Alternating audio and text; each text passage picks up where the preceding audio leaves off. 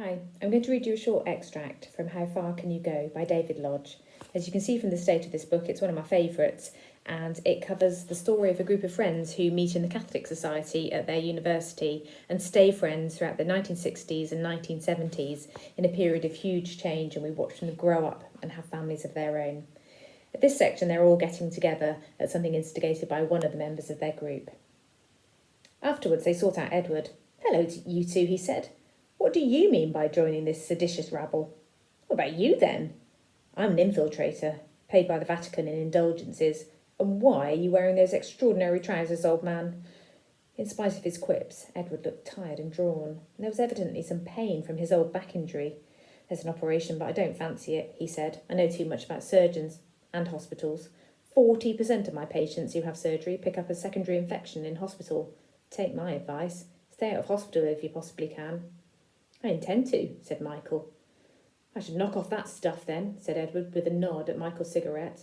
"I only smoke 10 a day," said Michael. 15, said Miriam. 20 some days. "Each one," said Edward, "takes 5 minutes off your life expectancy." "You're a cheerful bugger, I must say," said Michael, stubbing out a rather longer dog end than usual. They exchanged news about their families and mutual friends. Adrian and Dorothy joined them. "I thought Angela and Dennis might have come," said Adrian, with a slight tone of grievance. "They did join."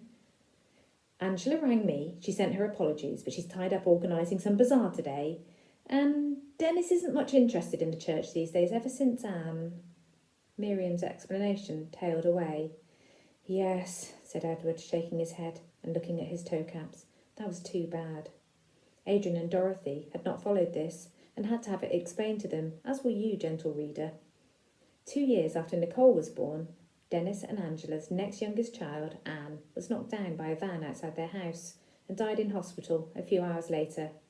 I have avoided a direct presentation of this incident because, frankly, I find it too painful to contemplate. Of course, Dennis and Angela and Anne are fictional characters. They cannot bleed or weep, but they stand here for all the real people to whom such disasters happen, with no apparent reason or justice.